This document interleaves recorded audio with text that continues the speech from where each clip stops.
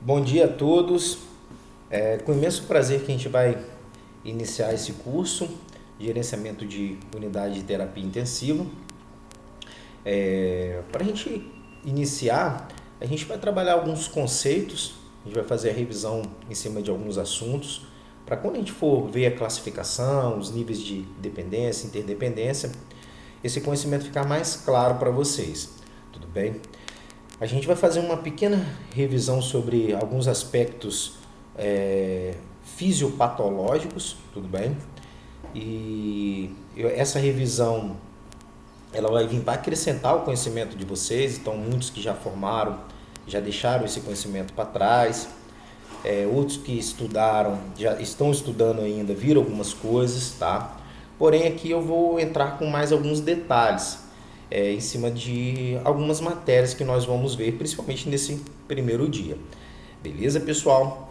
Então, meu nome é João Vitor, sou mestre em Ciências Fisiológicas, estou defendendo um doutorado agora também no programa de Ciências Fisiológicas aqui da Universidade Federal do Espírito Santo.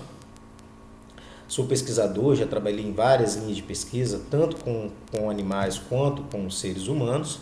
E hoje, atualmente, eu trabalho no laboratório de oncologia clínica e oncologia experimental. Tudo bem? E aí, pessoal, a unidade de terapia intensiva, ela é o último recurso hospitalar que nós podemos ter para manter uma pessoa viva, tá? Essa aula, ou esse curso, ele não será de SAI, de sistematização da assistência de pacientes graves e críticos, beleza? Então a gente vai ver algumas coisas aqui, eu não vou entrar muito na SAI, tá? Até mesmo porque o foco do nosso curso é a parte de mais gerencial, de gerenciamento, tudo bem? Mas a unidade de terapia intensiva, ela requer um conhecimento mais complexo dos profissionais que vão ali trabalhar, tá? Por quê? Porque a qualquer momento um paciente internado numa clínica, numa UTI, ele pode vir a descompensar e vir a óbito, tá? Então há uma necessidade de vigilância constante desses espaços, por isso que a UTI geralmente é uma sala aberta, né? E os leitos ficam um próximo dos outros e a gente consegue visualizar todos os pacientes ao mesmo tempo. Além do barulho incômodo dos monitores, do ventilador mecânico, que está toda hora soando e pode gerar ali um alerta para algum tipo de descompensação, tá? Então a UTI ela é um espaço de alta complexidade, que envolve uma tecnologia muito alta, tá? E requer também um treinamento, uma capacidade para quem for trabalhar ali. Hoje, em tempos de Covid, nunca se ouviu falar tanto em unidade de terapia intensiva, né? E o que está mantendo essas pessoas vivas são esses aparelhos aqui, como vocês estão vendo à esquerda, os respiradores. Tá? Então a gente vai ver algumas coisas hoje mais em relação à fisiologia cardiovascular, tá? Mas eu vou também dar aí uma aulinha para vocês de fisiologia pulmonar, um pouco de ventilação mecânica, vai vir como um brinde para esse curso, tá? Esses temas não iriam entrar, mas eu resolvi colocar para vocês terem um acesso a uma informação maior, melhor, tá? Saírem mais completos desse curso. De um modo geral, pessoal, um leito de UTI, nós temos que ter aqui o acesso, tá? A canulação de O2, a ar comprimido. Então, alguns ventiladores mecânicos, tá? Eles necessitam ter acoplado a ele a válvula de ar comprimido. Outros não. Existem alguns ventiladores a tubo que já não tem tanta essa necessidade. A gente vai ver um pouquinho mais sobre isso na fisiologia pulmonar, tá? Um monitor que vai monitorar ali os parâmetros respiratórios, tá? A saturação, os parâmetros cardíacos desse paciente e as bombas de infusão. Lembrando, pessoal, que a nível de UTI é sempre interessante a gente manter de 2 a 3 bombas de infusão por cada leito, tá? O Leandro, meu colega que vai estar trabalhando com vocês na parte de gerenciamento, ele é diretor de hospital, coordenador de UTI, um cara que tem uma bagagem muito grande, um conhecimento muito grande dessa parte de UTI. Ele vai vir falando algumas coisas mais específicas com vocês. Mas de um modo geral está aqui a nossa base de cuidado, a nossa base de trabalho, tá? E a partir disso existem inúmeras atribuições, são divididas entre as classes. Então a classe médica vai ser responsável por uma coisa, a enfermagem vai estar ali constante em cima dos cuidados, tá? A fisioterapia também vai estar auxiliando o trabalho de enfermagem. Lembrando que a fisioterapia, a nutrição são profissões mais recentes, tá? E tudo que elas fazem hoje era feito pela enfermagem antigamente. Então a gente perdeu alguns espaços, principalmente aqui, ó, na regulação do ventilador mecânico. E não é um bicho de 7 cabeças, vocês vão ver na nossa aula, né? Depende muito do conhecimento, depende muito da habilidade ali na hora, e tudo é questão de treino também. Pessoal, de um modo geral, nós temos funções e sistemas que nos mantêm vivos, tá? Aqui eu não coloquei o nosso sistema gastrointestinal, mas ele é tão importante quanto. Tá? A gente precisa absorver bem os nossos nutrientes para a gente se manter vivo. E a mesma coisa um paciente crítico, um paciente semicrítico, internado aí numa unidade de terapia intensiva. Beleza? Então, a capacidade de absorção de nutrientes, ela vai implicar diretamente com um bom prognóstico. O paciente precisa ter a nutrição equilibrada, adequada, de acordo com sua patologia, também para se manter vivo, para se manter forte, para vencer essa luta aí contra uma determinada doença. De um modo geral, pessoal, nós temos o nosso sistema nervoso central, o grande coordenador das nossas funções biológicas, isso é claro, tá?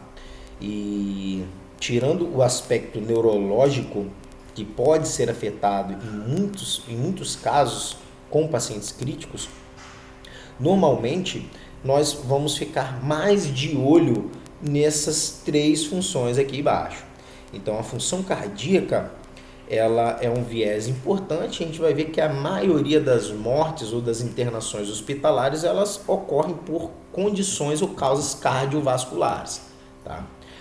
Hoje, em tempos de Covid, a função pulmonar, ela também se tornou evidente, tá? Então, é uma doença que devasta o parênquima pulmonar e a pessoa, ela é acometida com uma diminuição drástica da saturação, podendo vir a óbito a qualquer momento, tá? Então, a função cardíaca, juntamente com a função pulmonar, elas estão intimamente ligadas, tá? Para oxigenar o sangue, levar esse sangue aos demais tecidos, tá? A variabilidade da frequência cardíaca, juntamente com a frequência respiratória, também serve de tamponamento sanguíneo, tá? Então a gente tem os processos de alcalose, acidose respiratória, que envolve essas 2 funções, beleza? E aqui o grande equilibrador do sistema, que é a função renal, tá? Os rins, ele é responsável pela homeostase do nosso corpo, pelo controle de eletrólitos, de pH, enfim, do volume hidroeletrolítico, da produção de eritropoetina. A gente tem uma série de atribuições ligadas à função renal, tá? E é muito comum, por exemplo, o paciente com edema, o edema ser um grande vilão de um paciente internado, tá? Então, o edema é um sinal crítico e a função renal, ela tem que ser constantemente vigiada, tá? Então, de um modo geral, pessoal, nesse primeiro dia nós vamos trabalhar, nós vamos ver um pouco sobre a função cardiovascular no nível um pouco mais aprofundado, tá? A gente vai ver também um pouco sobre a função pulmonar, um pouco sobre a função renal, e a gente vai ver uma parte de exames laboratoriais, interpretações de algumas patologias que são mais comuns a pacientes críticos também. Então, tá aí, vai ser algo a mais, tá? Para vir acrescentar no conhecimento de vocês. Beleza, pessoal? Então, essas funções, elas estão interligadas, elas participam em conjunto para a manutenção da vida. Tá? Quando começa a ter um desequilíbrio numa função dessa, a outra vai tentar compensar. Tá? Mas quando o paciente já está no nível elevado, ali tomado por uma determinada patologia, o que é comum é uma falência ou uma falência múltipla de um órgão. Tá? E aí a pessoa vem ser acometida com a morte.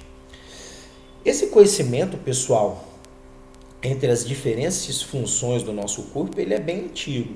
Tá? Então, para quem já foi meu aluno aí, que eu costumo colocar isso aqui nas minhas primeiras aulas, tá? para mostrar como que o conhecimento ele evoluiu, mas algumas coisas elas são permanentes, tá? Então, se a gente for pegar os primeiros registros de eventos de saúde ou de pessoas que tinham curiosidade ou que tentaram manipular o corpo humano, tentaram conhecer a fisiologia, a anatomia, a gente vai ter que voltar lá no tempo do Egito Antigo. Tá? Então, no Egito, o Egito Antigo, eles dominavam inúmeras técnicas da medicina, eles tinham um conhecimento avançado sobre alguns processos biológicos em comparação com as outras civilizações. Tá?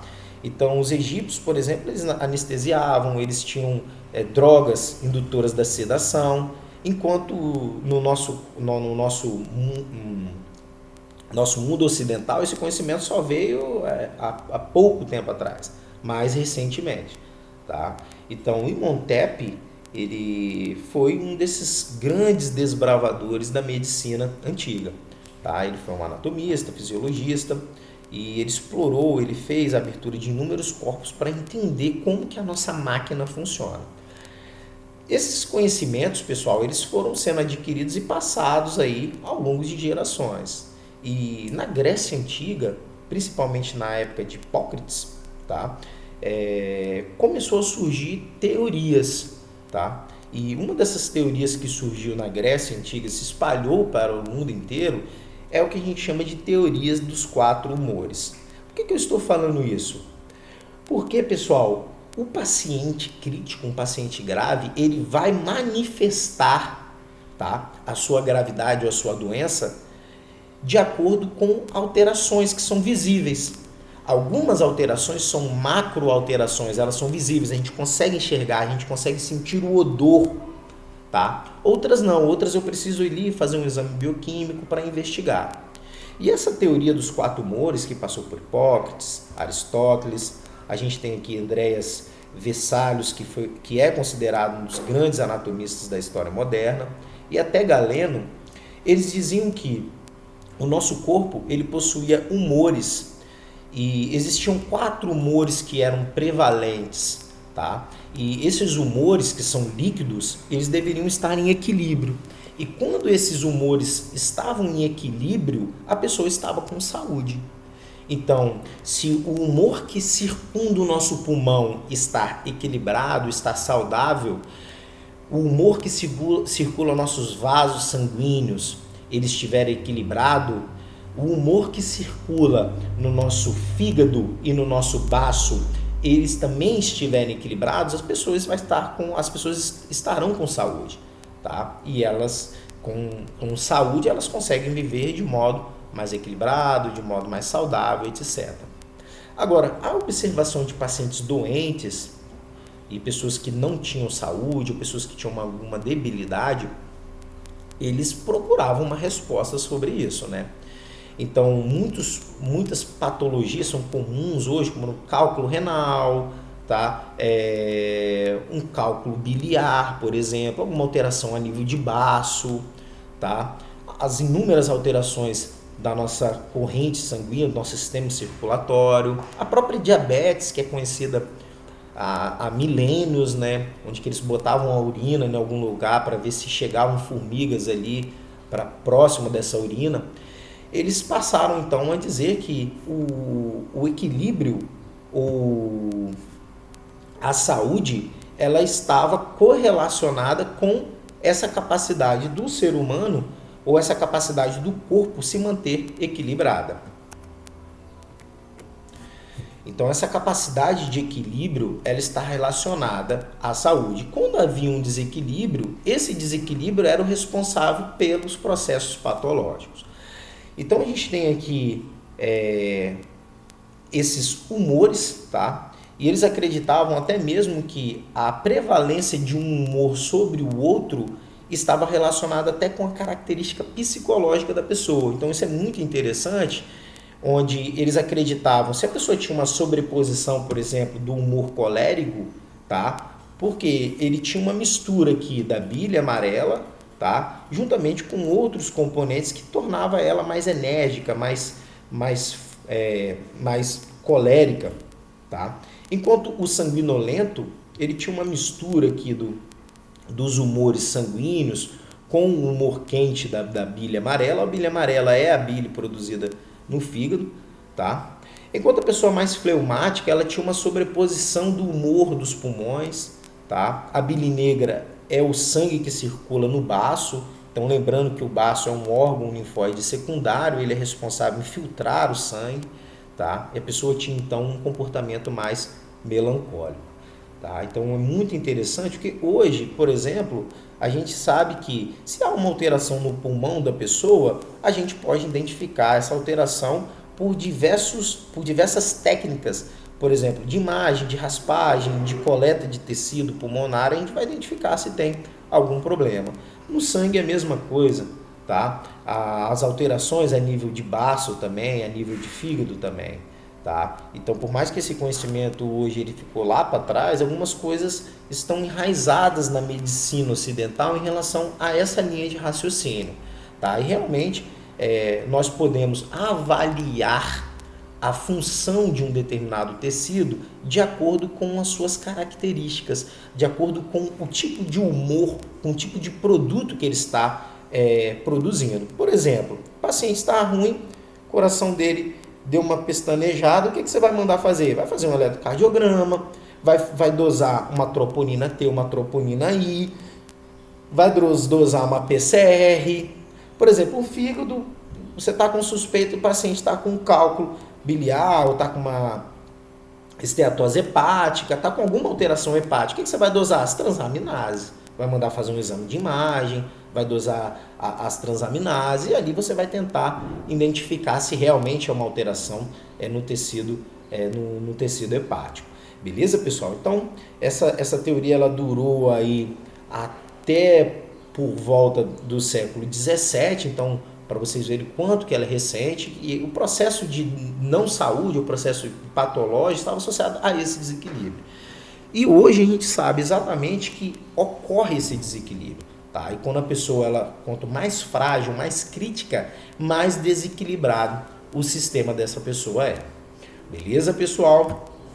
Então, esse gráfico aqui, ele é um gráfico de 2012, tá? Mas os dados, eles mantêm constante.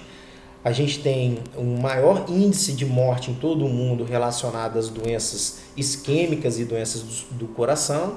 Então, quando a gente fala de isquemia aqui, a gente também entende como processos ligados aos vasos sanguíneos, tá? Os processos de aterosclerose, formação de placa de ateroma e etc, tá? As doenças cardíacas são inúmeras doenças cardíacas, tá? Existem várias doenças, são intrínsecas, extrínsecas ao coração e comprometem a sua função. Seguido dos derrames, né? E os derrames, eles estão associados aqui aos processos de isquemia, na maioria dos casos, e também às doenças cardíacas. Seguido do derrame, a gente tem a doença pulmonar obstrutiva crônica, também leva uma grande letalidade aí em nível de população mundial, está responsável também pela diminuição da qualidade de vida, juntamente com a diminuição da força de inspiração, que tem características semelhantes à DPOC, tá? E aí a gente tem outras doenças, infecções, HIV, AIDS, então doenças secundárias, oportunistas que venham cometer o paciente com a morte. Algumas doenças que são de lugares mais pobres, lugares com difícil acesso à saúde pública, à medicina preventiva, como as diarreias, doenças infecto-contagiosas e a diabetes mellitus. Tá? A diabetes mellitus ela é um fator complicador para derrame, para doença cardíaca. Podemos botar até aqui a DPOC, dependendo da característica dessa diabetes mellitus. Tá? E aqui a gente tem outros traumas que também estão relacionados a altos níveis de mortalidade. Beleza, pessoal? A hipertensão aqui é associada a essas doenças cardíacas propriamente ditas, também aos derrames.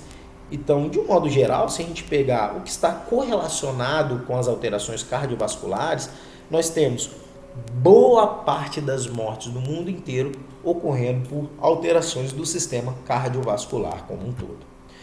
Beleza, pessoal? Então, as investigações, elas são muito antigas para entender como que esse coração, como que esse sistema funciona. E os pesquisadores antigos, eles queriam entender como que o sangue, como que os humores circulam pelo nosso corpo. E eles não faziam ideia. Quando eles abriam um corpo, eles viam um coração ali a nível do mediastino, os vasos sanguíneos, e eles sabiam que o sangue então fluía por esses vasos. Agora, como que esse sangue fluía? Ele tinha pressão, ele não tinha pressão, esse sistema era um sistema aberto, ele era um sistema fechado, tudo bem? Então, em 1733, o Stephen Halley, ele passou a fazer inúmeros experimentos para tentar abordar a dinâmica dos fluidos, olha só. Então, ele passou a investigar a dinâmica dos fluidos biológicos e, com isso, ele acabou contribuindo de forma muito significativa para o entendimento da fisiologia cardiovascular. Tá? Então, ele canulou a artéria de uma égua, tá? E ele verificou que o sangue, através de uma coluna de vidro, ele subia ao equivalente a 2,5 metros. E que, além disso, esse sangue ele pulsava por ciclos. Tá? Então, o animal estava anestesiado aqui já, tá? Então já tinha algum conhecimento aqui de anestesia, de sedação. Esse animal estava completamente sedado. E o que chamou a atenção foi a altura que esse sangue seguiu e essa oscilação de acordo com o batimento do coração do animal. Então, a partir daí, ele começou a sugerir que o sistema cardiovascular funcionasse através de um sistema de alta pressão. Tá? E a gente vai ver que o nosso sistema cardiovascular ele funciona exatamente em cima dessa linha de raciocínio. Tá? Então, em cima disso, pessoal, nós temos a divisão macroscópica, tá, do sistema cardiovascular. Nós podemos considerar o sistema sanguífero, tá, onde o sangue irá circular por dentro de tubos e canais, e esses tubos e canais desaguam no coração, que é um grande órgão oco, contrátil, que vai manter essa força de circulação constante. Tá? Então a gente tem as artérias, as veias, os capilares e propriamente o coração. A gente pode dividir aqui em sistema linfático, então o sistema que vai drenar o líquido que ultrapassa, o que extravasa desse sistema sanguífero, tá? E os órgãos hematocitopoéticos. Os órgãos hematocitopoéticos a gente não vai ver nada a respeito deles aqui, tá? Mas eles têm uma função muito importante de proteção, de filtragem, tá, dos componentes sanguíneos e também de produção de células. Então a gente tem os órgãos primários que irão produzir as células sanguíneas, algumas células tronco totipotentes também que irão exercer função em outros órgãos, que irão recolonizar outros órgãos, e a gente tem os órgãos secundários que estão trabalhando ali mais na função de limpeza, tá, na função mais imune do nosso corpo. De um modo geral, pessoal, nós temos dois grandes sistemas aqui de capilares no nosso corpo. Tá? Além dos capilares dos nossos tecidos, dos nossos órgãos, tá? Nós temos o sistema capilar do pulmão, beleza? Que vai representar uma boa parte aqui da resistência ou dos mecanismos de troca gasosa, tá? E a gente vai ter aqui os capilares em conjunto. A gente vai ver alguns gráficos lá na frente, se a gente pegar toda a rede de capilar dos nossos órgãos e tecidos, eles vão somar um valor único. E o sangue, então, ele sai do coração, tá, em direção a essa rede de capilar, e ao passar por esse capilar, por essa rede aqui de microvasos, ele retorna novamente para o coração através das veias. Tá? O que é interessante aqui, pessoal, que antes desses capilares sistêmicos, tá, nós temos uma série de vasos aqui, uma porção dessas artérias, são chamadas arteríolas de resistência, e elas que irão promover o aumento ou a diminuição da pressão arterial. Tá? Então, quando esse sangue é injetado, primeiro ele tem que vencer a pressão arterial que o sistema o impõe. Tá? Então, isso é uma das variáveis que influi no sistema cardiovascular E a pressão arterial ela é exercida exatamente por esse conjunto de arteríolas de resistência que vão dar um valor somatório total. Tá? A gente vai ver isso com um pouco mais, de um modo um pouco mais específico. E a nível de capilar, então tanto dos pulmões quanto o sistêmico, aqui a gente vai ter troca de material, de líquido, de oxigênio, gás carbônico e etc. Outra coisa, pessoal, que nós podemos tirar aqui, nós vamos ver, é que esse sistema onde o coração ele tem que vencer essa pressão até alcançar os capilares sistêmicos, é um sistema de alta pressão. Esse sistema venoso é um sistema de baixa pressão. E isso também tem algumas implicâncias clínicas, tá? Principalmente quando o paciente está apresentando ali edema de membros inferiores. Beleza, pessoal? Então a gente para aqui nessa primeira parte. Eu vou tocar o segundo, de agora para frente, a aula num ritmo um pouquinho maior, para a gente dar tempo de ver tudo que eu mencionei para vocês ainda nesse primeiro dia. Beleza? Então a gente vai fazer uma pausinha, daqui a pouco a gente volta com a continuidade da aula.